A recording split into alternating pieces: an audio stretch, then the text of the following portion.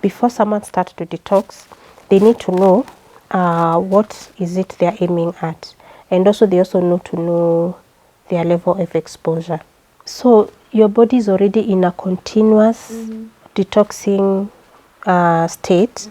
So all these other things is just to support and accelerate that process, and especially depending on the exposure.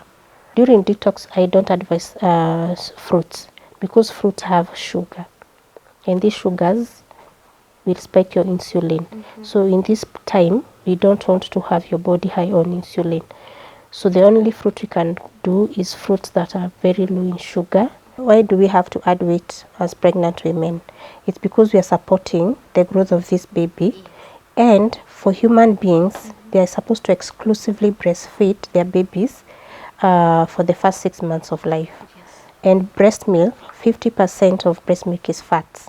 I really don't encourage women to rush to lose weight in the gym or elsewhere, because that fat should be transferred to the baby, and it is very critical in the brain development of the baby and the nervous system development of the baby.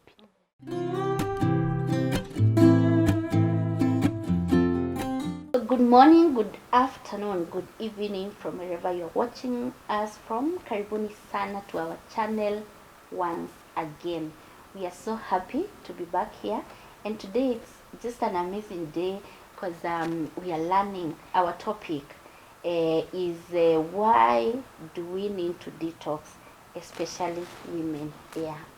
Especially women. So when it comes to issues weight, when it comes to issues food, when it comes to issues giving birth, it's a whole lot of conversation that we cannot finish in one day. But I know most people are struggling with weight, with big stomach, a lot of toxic things in our bodies, and we are so privileged. We are so privileged to have a guest today, and her name is Kathomi, but she's going to tell us more about herself, what she does, and we are going to have this conversation on why do you need to detox. Why do you need to detox? So karibuni sana, and without wasting so much time, I want to invite our guest today so that we can have this conversation. Karibu sana. Thank you, Yes. Katha. So maybe we can start by you telling us your name and what you do. My name is Kathomi Mutembei. I am a nutritionist and a child wellness specialist, and I've been practicing this for more than a decade. So it's my passion. It's something I love doing, talking about why people need to eat healthy, or just the power of food in maintaining our health. Yes. Please tell my guests that you went to Boston University. Okay, I'm a graduate in nutrition, and I've advanced in pediatric nutrition at Boston University. I did postgraduate program in pediatric nutrition, and that is why I'm very passionate about child nutrition. That is from conception all the way to 21 years, because that's where the human development takes place. But more specifically from conception to 5 years, that is what I call how to make a baby. So I speak a lot about that, just creating awareness why it is very critical. That is the most critical stage for making a human being, because everything that is us, your color, your height, your ability to grow fat or not to grow fat, all that was determined during those first years of life. So when something goes wrong there, the rest of the life will have issues. That's why I'm very passionate about it. And yes, here I am talking and sharing that information, and also helping mothers and parents generally on how they should take care of their babies. Yes. Awesome. I think this is an amazing conversation, and it's an important conversation. So before we even get to probably child wellness, what inspired you to do nutrition, and probably why children? Maybe you have something that inspired you. Yes. So what inspired me to pursue nutrition is growing up, I was tasked to take care of my siblings and my cousins. I was the eldest in our rural village. I was the eldest among all my cousins and siblings. So I was always taking care of a baby. And there was that critical issues that you must have done, like making sure the baby is warm, making sure the baby has eaten.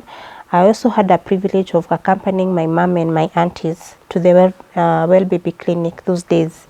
So I used to see nurses called women because of babies not adding weight. So weight was very key, and every woman wanted to have a big chubby baby.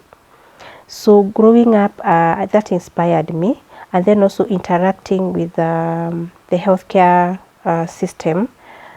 Visiting my aunt, one of my favorite aunts is a doctor. Wow. So seeing what she used to do, taking care of children with asthma, children with problems like TB and all that, because she was working in the infectious diseases department, and I used to hear what she was talking about.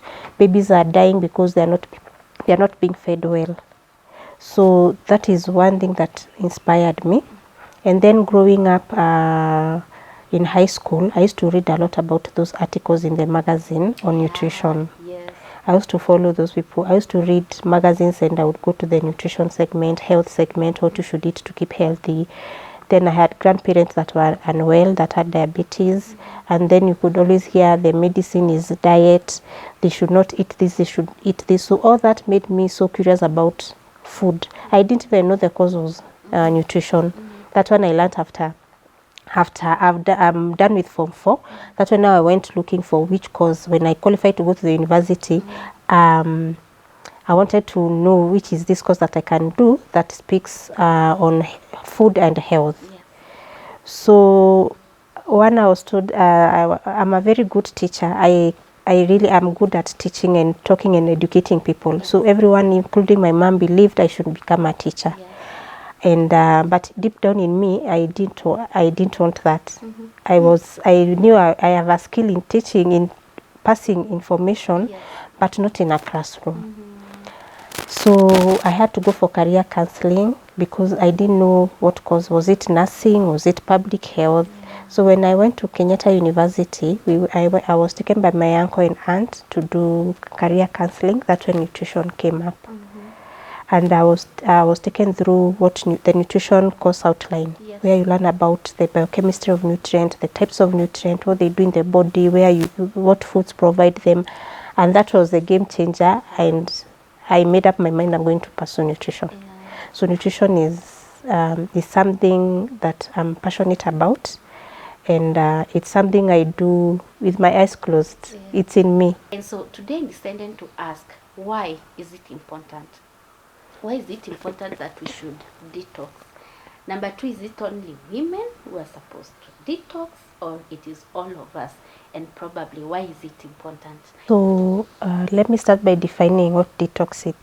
From the word detox, it's just removing the toxins from the body. Yes. You can detox the environment, you can detox the body, your house and all that. So it's just removing toxins, and toxins are basically undesired compounds in our bodies. They are not food, they are not nutrients, they have no biological function, and they have harmful functions in our body. Those are the toxins. So one, in the first place, they are not supposed to be in our body. Yes. So removing them, that is what detox is. And then now, when it comes to the human body, the way God made the human body, it is made in such a way that it is able to carry out the detox. We have mechanisms in place and organs that are responsible for identifying those undesired compounds, the toxins, and remove them from the body. So when that mechanism is not optimally functioning, that's when there is an accumulation of those toxins in our bodies. Yeah, so when these toxins accumulate in the body, because either one, the organs that are supposed to detoxify are not optimally functioning, or there's an excess that the organs are not able to handle. So all the mechanism of detoxifying is not existing. So that's when now the toxins end up accumulating in our body, and where they accumulate is in the cells, because everything happens in the cell. So when there is that accumulation of these toxins, there will always be an effect. and the effect is it will disrupt, those toxins will start disrupting the body functions, the cell functions, and that's when now we start having effect of disease. Yes. I know the body is supposed to clean itself. At what point does it stop removing the toxins from the body? Yeah, so usually the main organs that help us is the gut. Gut is from the mouth to the anus, that pipe. That is one of the, actually it's the largest organ that is supposed to help us detoxify, that is remove the toxins from our body. Then number 2 is the liver. Yes. So once they pass through the gut tries as much as possible to remove, but there is some that will pass and they will end up in the liver. Yes. So the liver is supposed to break them down in a way that the body can get rid of it, either through sweating or through the urine in the kidneys. So if the liver is not able to do that, usually they end up now in our cells. And when in our cell now, it will start interrupting or disrupting the body functions. That is one. The other one is there are toxins that the liver may not know what to do with because they do not have a mechanism to be removed from the body. So they also end up being stored in our bodies, in the body cells. The other one is overwhelming the organs. That is consistently exposing our bodies to these toxins, to these undesired compounds. So they end up accumulating, the liver is overwhelmed because there is the threshold of how much it can handle. So when it is overwhelmed by the excess, they end up also end up in our cells and cause that disruption of that effect. Yes. So all these things come from the food we eat? Yes, one of the major entry of toxins in our human body is through ingestion. Either you drink or you eat something that is carrying the toxins. That is one. Number 2 is inhaling. Inhaling polluted air. For example, now for a very long time you've been told the air in Nairobi is extremely polluted. So every day anyone in Nairobi is inhaling that polluted air. Those pollutants are toxins. They end up in our body and they can overwhelm, depending on where someone is staying, they can overwhelm our bodies and end up being accumulating in our body. Number 2 is through exposure on the skin. What you apply on the skin or contact with something on your skin, it can also end up, because the skin is made of live cells and those cells can absorb and pass those toxins in our body. So those are the 3 major ways toxins find their way into our bodies. Yes. So before we go to food, you've mentioned about something you apply probably on your skin. Yeah. Does that mean oil? The oils that we use, some of them could be toxic. Yes. It is something you will rarely think of. Yes. Yeah. So does that mean that? All these cosmetics we use on our skin. Yes. Not just cosmetics, even soap that we use to wash our clothes. If you're hand washing your clothes, that soap. If you're bathing, the soap you're bathing with, or the shampoo, the shower gel, anything that is coming in contact with your skin. Water, we have toxins in water. We have toxins in the air around us because the air is also having contact with our skin, the dust. So all those, or even other compounds like maybe paint, for the people who are in maybe manufacturing of products, if they are using their bare hands instead of using protective gear, so also that will affect. Yes, because you find in some places you find people are mixing things with their unprotected hands, touching compounds with their unprotected hands. All that will help. Even the farmers, when they are doing the chemicals they use to farm with, some of them do not use protective gear, so those chemicals end up having contact with the skin. So all that is exposure through our skin, through contact. Yes. So maybe what are we supposed to do? We are not supposed to apply anything, Mama.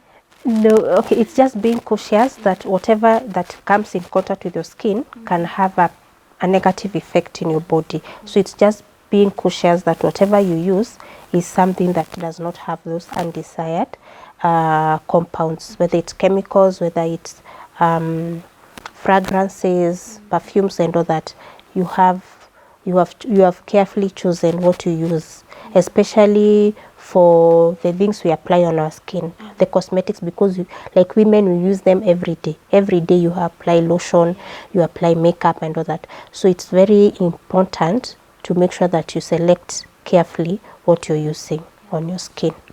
Yes. We have so many women out there who have issues with their stomach, the weight struggling, especially mothers who have, give birth, and all of a sudden you're struggling left, right, and center, like you have issues. What happens to mothers? So one, when a woman gets pregnant, it's a natural phenomenon for that woman to add weight. Actually, weight gain during pregnancy is one of the milestones a woman must achieve. If you come to me and you're pregnant and you're not adding weight, I'll have a problem with you.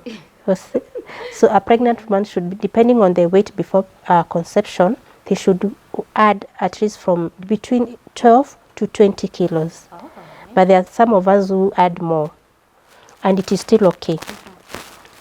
Then why do we have to add weight as pregnant women? It's because we are supporting the growth of this baby, and for human beings, they are supposed to exclusively breastfeed their babies for the first 6 months of life.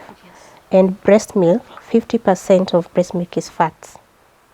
Okay, the baby will get energy from the fats. And the brain cell formation of the baby will also depend on those fats. Where is this fat coming from if you don't have it? Thank you. Good question. Okay, so that's one of the reasons that women add weight. One, to support the healthy development of the baby, and then to be able to produce adequate breast milk. If the mother doesn't have adequate fats, the breast milk will be, nature does not produce something that is not quality. It will rather produce small but quality, or none at all. So that's naturally Yes, our bodies. yes. So this fat that a woman accumulated during pregnancy should be transferred to the baby. And I tell women, don't rush to lose weight after birth. Exclusively breastfeed your baby for 6 months. Continue breastfeeding your baby up to the age of 2 years. In those 2 years, the whole of that fat will be gone. By 1 year, essentially, most of that fat should have gone. And you should be seeing the person who has been receiving those fats, the chubby, plumpy. Yes, that's where the fat is needed. And that's the reason why you add fat. So I really don't encourage women to rush to lose weight in the gym or elsewhere, because that fat should be transferred to the baby. And it is very critical in the brain development of the baby and the nervous system development of the baby. So that is one. Number two, when it comes to the abdomen, during pregnancy, the abdominal muscles are extremely extended or stretched out. So once the mother gives birth, what remains is what we call diastasis recti. It's actually not a pot belly, because a pot belly is someone who has not had that phenomenon of carrying a baby in their womb. So when you give birth, the muscles still are stretched. So we need to have them back, and it is not a one night or a one day occasion. It's for some time. So I encourage mothers, as you breastfeed your baby and eating healthy, also work on your abdominal muscles, the abs. And usually advise them, start doing abs after 6 months. You have no business start doing exercise, vigorous exercise to lose weight when you're 1 month old, 2 months, 3 months. Wait until 6 months. Then from 6 months now you can, even your back and your body, at least it has relaxed from the childbirth and carrying the pregnancy, and you're now strong enough to do exercises. Again, you start with light exercises, and abs are the best. Then you start doing abs, and within a year, you should not have an issue with weight. That is, if your diet is right, you're breastfeeding your baby, and you're doing the abs. And also be patient with your body, because we are different. Someone might achieve it within a year, others will need quite a long time. And mothers who are generally big-bodied, they can take quite some time to have their muscles retract back. Yeah. Awesome. Interesting. At what time are we supposed to detox? Okay. So let me say you don't decide to detox your body. Your body is in a continuous process of detoxifying itself. So I do not agree with the many people who say you need to do 1, 2, 3 for you to detox. So your body is already in a continuous detoxing state. So all these other things is just to support and accelerate that process, and especially depending on the exposure. For us living in the urban areas, it's something that we may need to do quite often. But there is nowhere at your body is just waiting for you to detox. To decide I want to detox No, this week. no, it's always in a detoxing system, state. So those activities that we do are activities just to support those organs to do it more efficiently, to optimize the system, because sometimes due to our lifestyles, those systems slow down also. So it's like a maintenance. Yeah, like the way you take the car for the service is the same way when you do those detox. So it's not that your body was waiting for you to do detox, or someone who doesn't do detox will have a problem. It's just you enhancing and optimizing that system. Okay? Yeah. What would you recommend someone should do to detox? Maybe to accelerate that process of detox in the body. Okay. Is it important? Is it necessary? Yeah, it is very necessary to important. Before someone starts to detox, they need to know what is it they're aiming at. And also they also need to know their level of exposure. Because I've come across people doing detox, but they're still in the exposure of what they're detoxing. So you really need to tell yourself, you need to be aware your exposure. Are you detoxing from eating junk food? Are you detoxing from alcohol? You're that person who takes so much alcohol, you want to give your body a break. Are you detoxing from processed foods? Are you detoxing even from stress? Environment is a toxin. A stressful environment is toxic to your body. Are you detoxing from stress? Are you detoxing from noise? So detoxing is just putting your body in a way where we are going to optimize those functions of the body and clear up. And also you need to know your exposures, and then what is it that you need to do to start to optimize that process. So I'll give you an example of how I advise my clients. So first of all, we start with their lifestyle. What do you eat? What is your environment like? In your house? What are the things in your house? Are you in a noisy place? Are you in a toxic work environment? All this. So that when you start the detox journey, we are optimizing the body. All the body functions, from your mind, mental health, to your tissues, your body cells, and your environment. So that by the time that period is done, you see change, or you can feel change. And it's something you can do continuously. And it's something that can help you to adjust your lifestyle, so that you don't need to be always down or always needing detox, because it's not also healthy that you're always in an environment that is so toxic, so you're always needing detox. Yeah, so we start there.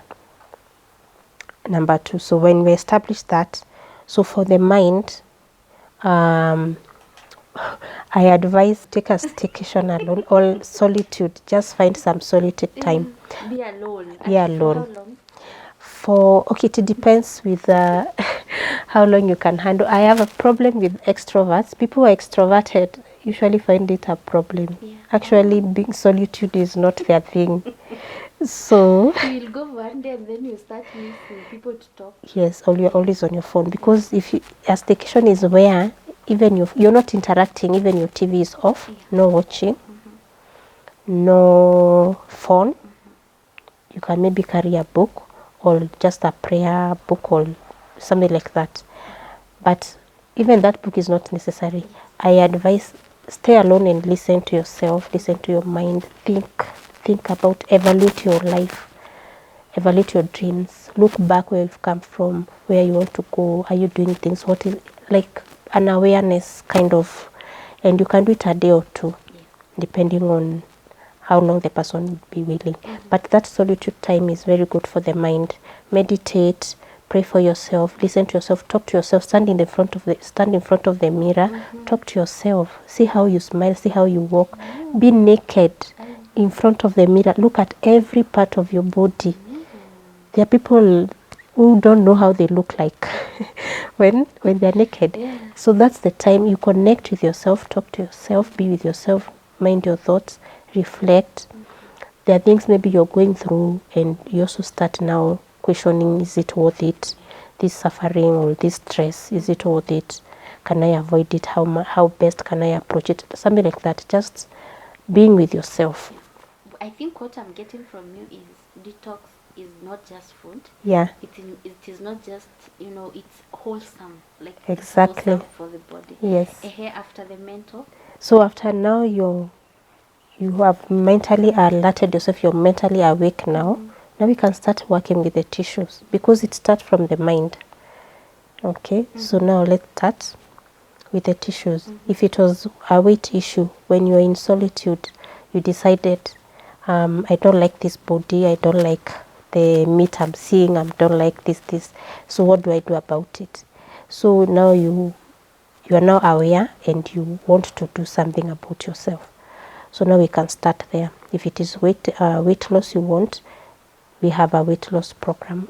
And weight loss, actually it's not a weight loss program. I usually say there's nothing like a weight loss program. It's a lifestyle change. Yes. Because weight does not come from the air. You can't just be seated like this and you gain weight. The body stores fats from foods. It's the food you're eating that is in excess, so the body has to store it. And the only way the body stores is in fat. So you're eating things that the body doesn't need, so they end up being stored. Okay, so we start from there. So you need to change your lifestyle, you need to change your diet, and then it's a personalized thing, like what are the foods that you eat. Then we work with that. It's just your home diet that we are going to fix. We are not going to tell you now you start importing this, it's what you've been eating. Yes. We identify these foods that you eat, these are the ones that are making you add more weight. So you start removing. Probably we as the at-home mother or an office person. So at 10, either way, a tea girl will pass by. Either they're selling tea or chapati, or they just, snack or, something. Do you have a problem with that? A very big problem with that. Why do you have, as a nutritionist, why do you have a problem with that? I mean, I am working. Why do you have a problem with this meal? Yeah. So someone who is supposed to eat how you've explained, it's either a pregnant mother, a breastfeeding mother, not really, a pregnant mother, or an adolescent. Those are people who should be eating the way you've explained. That they can take breakfast, they can take tea o'clock, they can eat lunch, afternoon snacks and dinner. That's an adolescent. They need that food because they are growing. That's a young child. Yeah, a baby should be eating like that. So this age of growing up, those are the people who should be eating how you have explained. You who is already grown, who is not forming any new cells, you're just maintaining normal body functions. You have no business eating like that. That is killing yourself slowly, or accumulating unnecessary. You're just giving your body unnecessary. You end up with weight gain. You end up with other issues. Okay. Nowadays, these communicable diseases we thought were for the elderly, they are getting young people. You find a 40-year-old with hypertension, you find a 35-year-old with diabetes, you find a 40-year-old with dementia, Alzheimer's. Those elderly diseases are now getting people who are young. It is because of that lifestyle we have explained. So someone who is not growing has no business eating every other time. So how is a normal person supposed to eat? You can have just one meal a day, and then the rest of the time take a lot of fluids. Okay, take a lot of fluids. Take your tea, take your soup, take your water, take your juices, like that.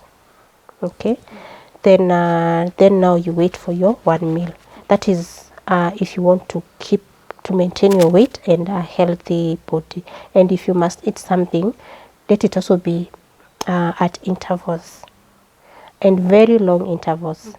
One, for me, advice: don't eat your breakfast before 9 o'clock, because your liver, during the night, when the meal that you ate last night, so the whole night your body has been working on that food, and the liver has been storing the excess ones and all that. So even that early morning, you most of the time you don't feel hungry. It's not usual you can wake up feeling so hungry, unless you're used to having refined sugars, refined foods, because those ones spike the sugar, and then the sugar is immediately brought down by your body, so you feel that hunger pang. But if you're eating healthy, you should never ever wake up feeling very hungry. You should you should not wake up feeling hungry. By the time your 9 o'clock is, by the time the 9 o'clock arrives, you're okay, and your liver is able to break down the glycogen, that is the glucose that it was able to store in the liver. Then that's what the body has been using. Then you take your breakfast, and for breakfast I advise avoid now the mkate and all that. Avoid those refined carbohydrate, avoid anything that is going to spike your sugar. So have a high fat, high protein breakfast. So you can have your eggs, you can have your vegetables, you can have your avocados, you can have your berries that time. Can you have the food, leftover food for last night?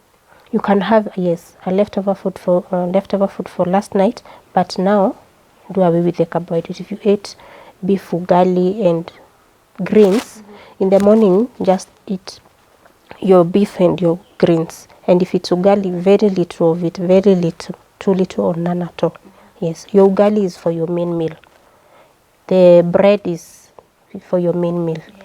Those high carbohydrate foods should form your main meal, not your breakfast. Yeah. Awesome. Interesting. We are learning. So this one meal, is it supposed to be evening, or I can choose when I want to have it? You can choose when to have it. The best thing is the interval. You should have a regular interval, so that you give your body a very long fasting period. Because that meal you're going to have, like, it's a heavy meal, it's not a light meal. So you're going to have to eat most of your things there. It's like the way we eat buffet. So you're going to have your main course, your dessert there. If you wanted to have fruit, you eat them there. If you wanted to have your cake, your ice cream, those people who crave those things, I tell them eat together with your meal that time. So have a span. Like, I will have my main meal from 3 to 5. So between 3 and 5, you're having all those foods. You're eating all those foods. Then now your body can work on it the whole night, the whole morning, until the next time. So you're giving your body quite a long time to utilize what you ate.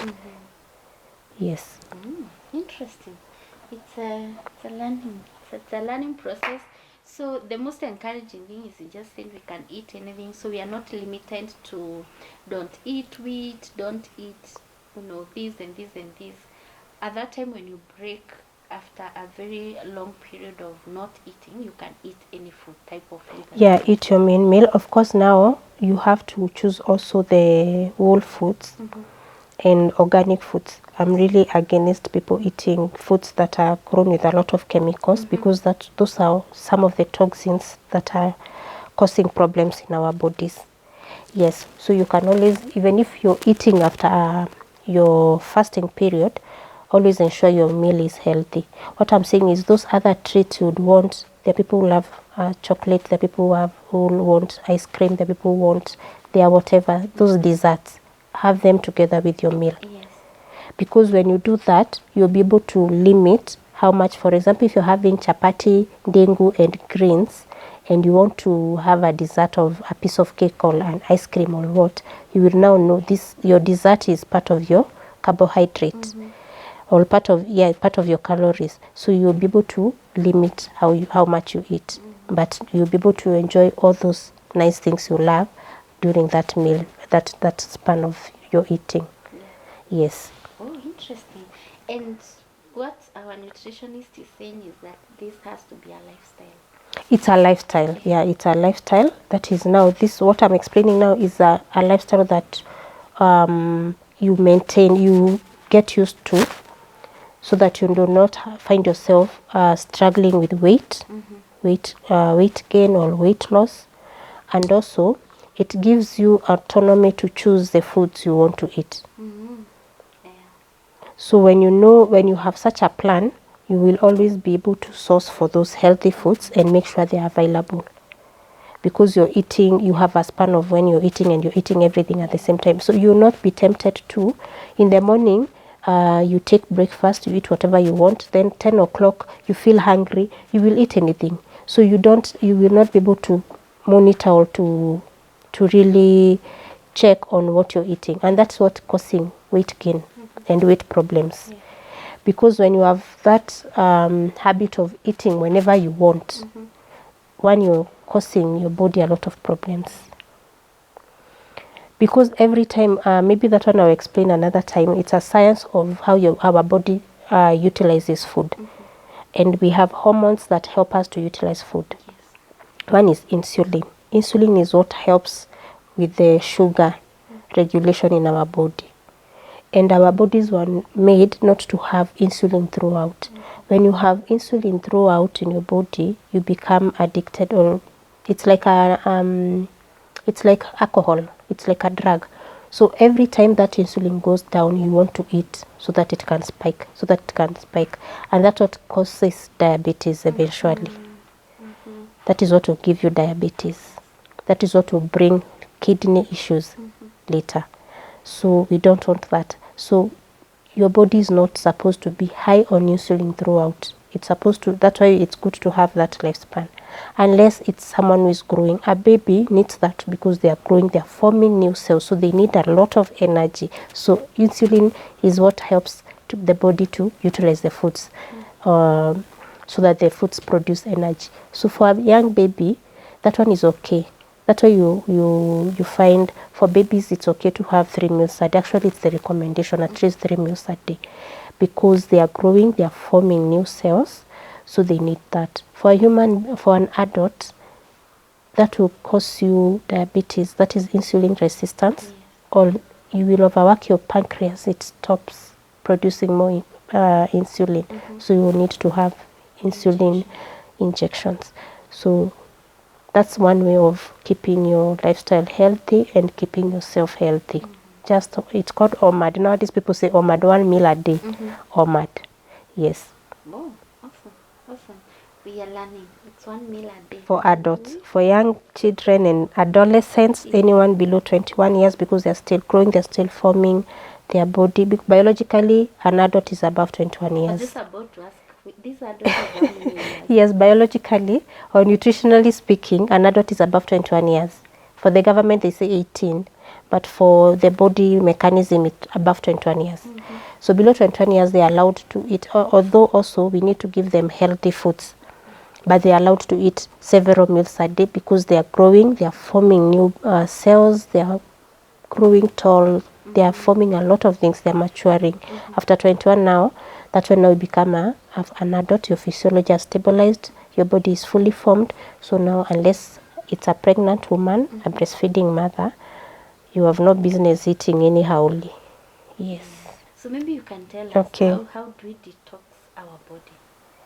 Okay, so I had talked about the mental detoxing. Yes. Now you've known how to set up a healthy lifestyle so that you also limit always having your body high on food and insulin.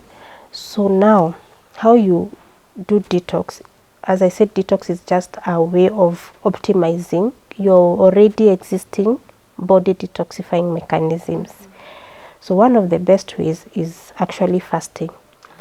Fasting, that is, you deny your body food for some days.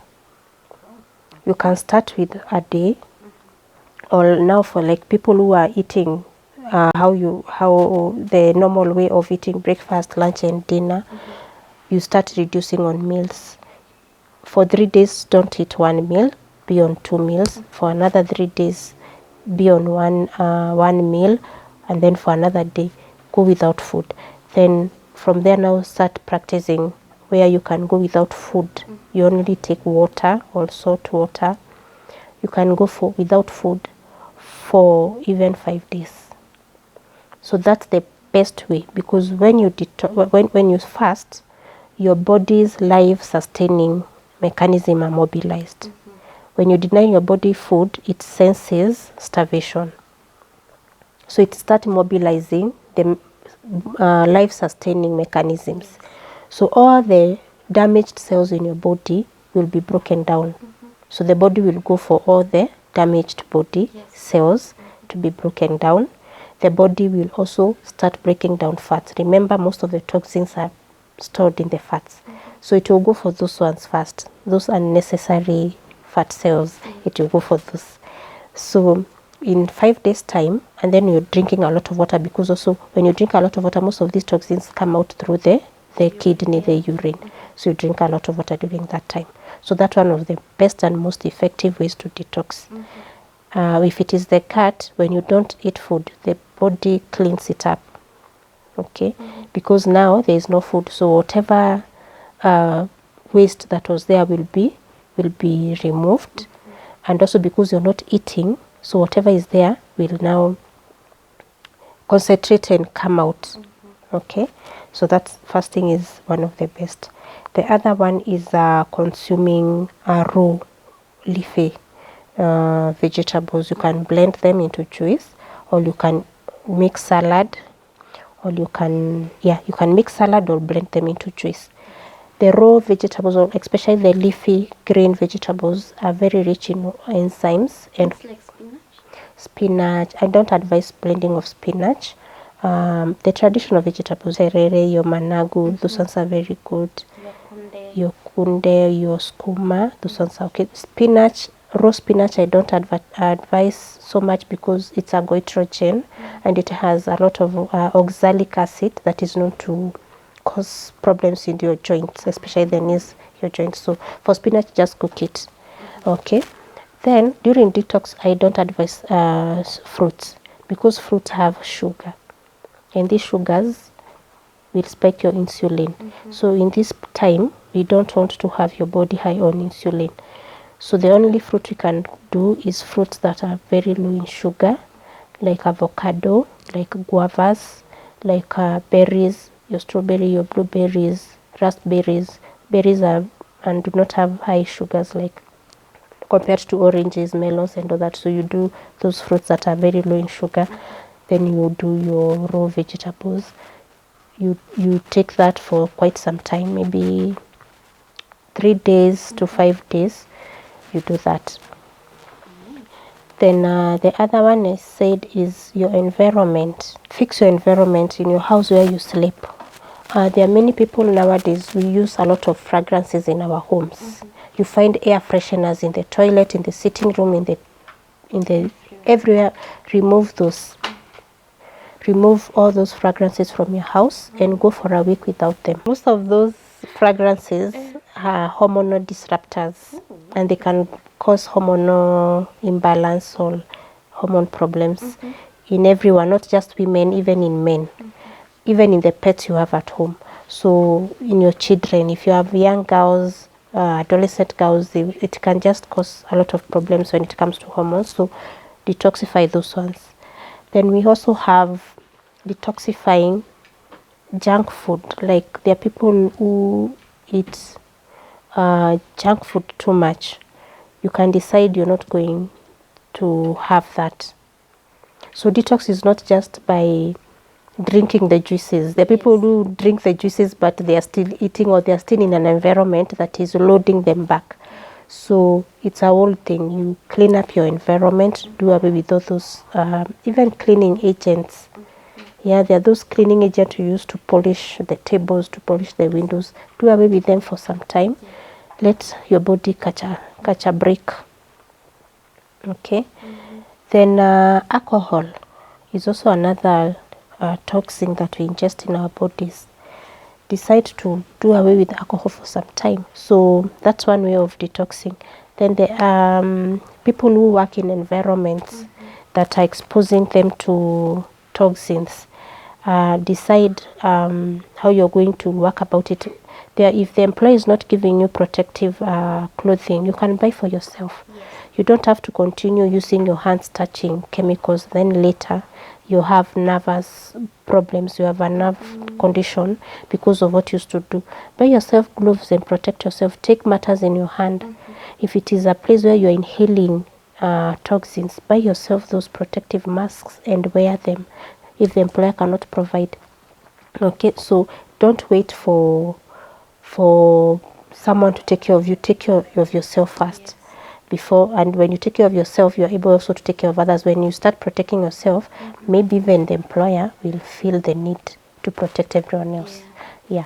So that's what I say. So it's not just about fasting, it's not just about drinking those concoctions people drink and say they're detoxifying. Detoxifying is just optimizing the body mechanism and also removing yourself from the toxins that are causing the problems. Yes. But talk of mental health and stress. What is their relation? You know, there are people who, when they are stressed, they either eat a lot or they actually don't eat at all. What happens now that you're talking about toxic and food and this whole cleansing? Yeah. So stress can have different responses. People respond differently to stress. So the people who end up eating a lot during stress is because they find comfort in eating, and they will eat certain foods. There are those who want just to eat meat, others just want to eat chocolate, others just want to take soda. So they end up binging on those foods because it gives them comfort from what is stressing them. Then there are others who respond by not eating. They lose appetite completely. So they find it comforting, or they find it easy for them not to eat at all. So those are stress responses. So stress in the first place is a toxin, or it makes the body toxic because when one is stressed, there's a hormone that is released called cortisol, and there's another one called adrenaline. Cortisol will raise the oxidative levels of the body. Oxidative levels means the free radicals that damage our cells are increased, and that will cause inflammation. Inflammation is a source of so many diseases. So that's how stress ends up giving someone acid, giving someone headaches, giving someone just being low immunity because of that. So it's very important to identify what is stressing you and remove yourself from that stressing environment. And we always find excuses why we're justifying staying in an environment that is causing stress. So it's either your behavior that is predisposing you to stress, or how you respond to what is coming towards you that is causing you stress. So you really need to identify and be clear what is it and adjust. What are some of the diseases that are likely to affect our health if we don't detox for a long time? Okay. Yeah, so first I would say disease is the end result of what the body has been coping and has been struggling with.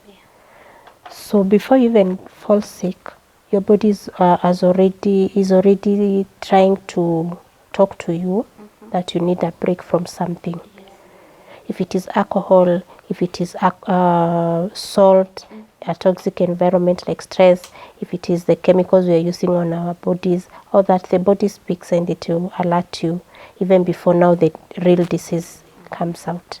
Okay, so it's very important to know that if your body is chronically in a toxic environment, before even disease comes out, the first thing you have high oxidative stress in your body, which causes inflammation. When inflammation is high in your body, it means your immunity is not functioning properly, so you'll be prone to infections. You'll be prone to you just have a weak immune system, so you'll be prone to diseases. And that now will go on, and then now you find now later diseases like the non-communicable diseases.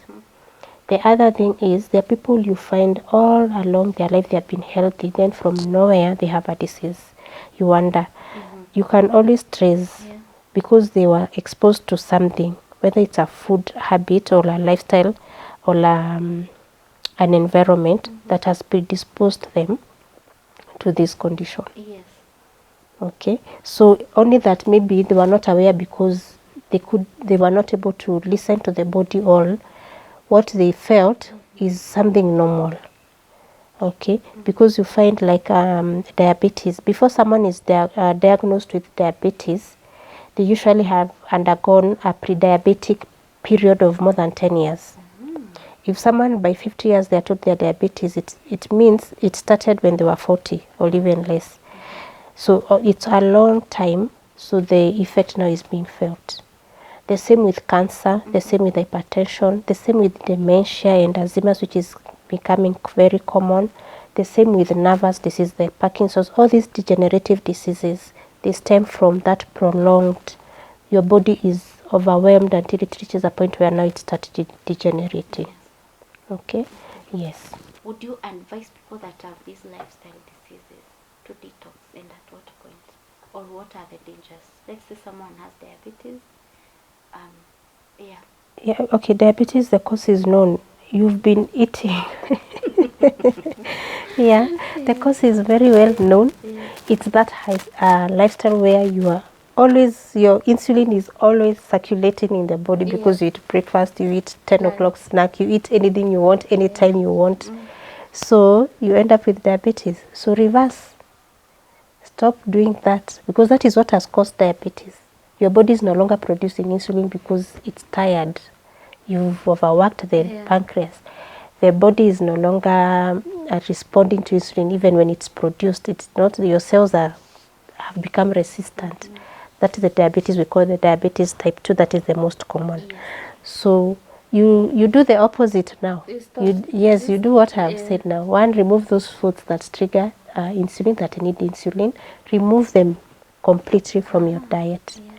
And start eating only when you need to eat. Okay?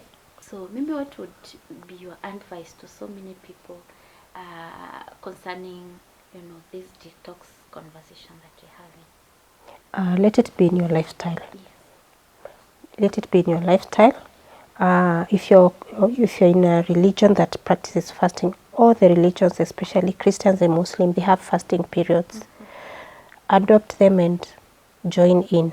It becomes a lifestyle. Yes, if you're not in that, get yourself your own. Your own. You can decide every 3 months, I'll be going without food for 5 days. Or every month, I'll be fasting at least 24 hours in every month.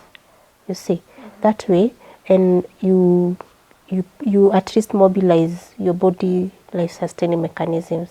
Then number 2, that is now for food. Number 2, also do the detox, the environmental detox we've talked about. If you're a lady who is always using makeup, you can fast that. You can fast the makeup. You can go without makeup for some time and give your body a break. Go without watching TV, using your phone, internet. Like for me, my friends and my family find it weird. Me, I can fast internet for a week. I can decide I'm not going to be online. So if it is my Facebook posts and all that, I just schedule them and I'm off. I'm off the internet because sometimes I get overstimulated by just being online and all that. Solitary. That time you catch up with yourself. It's very healthy, especially for people who are busy. I always advise, if you're taking leave from work, take leave from work not to go to visit people, not to go to that function. Take leave from work and travel. Book yourself somewhere. You don't even need to travel away. Book yourself somewhere even nearby in your estate, in a hotel room. Stay there alone and switch off your phone for 24 hours. Stay there alone with yourself, just talking to yourself. No TV, no phone, just yourself and your mind, and do that. So let it be a lifestyle and plan it out And when you starting anything is hard, but when you start seeing the benefit, it will motivate you to adopt it. Yes. There are so many people watching, and you know, this is a beautiful platform. If we need to have me time with our nutritionist, what do I need to do? Okay, I'm reachable on all my social media. I am Kathomi Mutembei. Then I have a private consultancy that I consult for patients who need help in just the all that we have talked about. So I give out my number. Yes, Okay. yes. Okay, my number is 0768 063346. I'm reachable on WhatsApp. You can chat me on Messenger on Facebook. So I'm reachable everywhere. Awesome. Yes. When you say you have maybe a consultancy, does it mean you have somewhere like an office people can come, or how? Yeah, I'm mobile. I would say I do my consultancy online. I'm mobile. I do home visits for clients who need home visits. Those are planned home visits. So usually there is no, when it comes to my service, there is no one fits all. I do personalized care plans for you depending on what you're dealing with, your lifestyle, your condition. So it's personalized. Yes, and that's why I'm mobile. I can visit you at home if you need me to do a home visit. I do training. I do train on cooking because I've noticed many people, you tell them you need to eat 1, 2, 3, but cooking is the whole, they don't know. So it's not enough just to give someone a meal plan. I'll go do shopping for all the foods, ensure they're available. We cook with them. I show them this is how you prepare vegetables, this is how you prepare your meat, this is how you serve, like that. So I do, it's a wholesome service that I offer. Awesome, interesting. Guys, you can reach out to Kathomi. We agreed to support one another. So yeah, she just gave us her number. So anytime you can reach out. I know many of them will ask for the number down there. Yeah. So we definitely put it there, the one she has given. And yeah, you have any questions, you have any, I love the personalized thing. Maybe I may ask the question of sugars as we end. What is wrong with sugar? Why can't everyone is saying don't take sugar, don't do sugar? Is that sugar that bad? Why can't I? No, sugar is not bad. I know that's a whole big conversation, but yeah, but sugar is in the carbohydrate group, only that it's now refined, so it is absorbed very quickly, and it loads the body. Okay, but also for the sugar to bring problem is again that chronic, you've consumed it for a long time. And so now my problem is for you guys who are taking sugarless tea with 6 slices of bread. 1 slice of bread is equivalent to 6 tablespoons of sugar. Now you're refusing to add the 2 spoons in tea, and in your mind you're like, hey, you're doing very okay. Yeah. Hallelujah. I have a problem with that. I have no problem with you adding the 2 teaspoons in your tea and eat it with your meat and sukuma.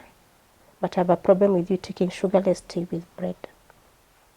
Whether it's whole bread, brown bread, white bread, Green, bread is bread, chapati, bread. pancakes, cake, all those sweet things we eat. I have a problem with that. I have a problem with you taking sugarless tea with sweet potatoes in the morning. I will have a problem with that. Because sweet potato is a carbohydrate. The end one is. So I have a problem with that. I may not have a problem with you eating little sweet potato with a lot of vegetables and kachumbari and your avocado and eggs and your sugarless tea or even sugar tea. That one is okay. But I'll have a problem you taking your ndubia, your sugarless tea, with a whole big sweet potato. Yeah. In the name of your eating healthy. Yes. That one I have a problem with. So sugar is not the problem, it's how we are consuming it. That's the problem. Oh, interesting. So thank you so much for finding time and coming here. I'm really hoping that in future we will have many more opportunity to have conversations with Kathomi, even as we learn about well-being, even especially with the kids. we are done with this conversation. Definitely, I think it's just a conversation that cannot end because it's something that we are doing every day. But I think you've been able to learn one or two, three things from Kathomi. Like she said, you can reach out to Kathomi if you really need to consult, if you need to ask for advice, and she'll tell you how she does it online. Definitely when you call that number, you can leave us a comment on this YouTube video.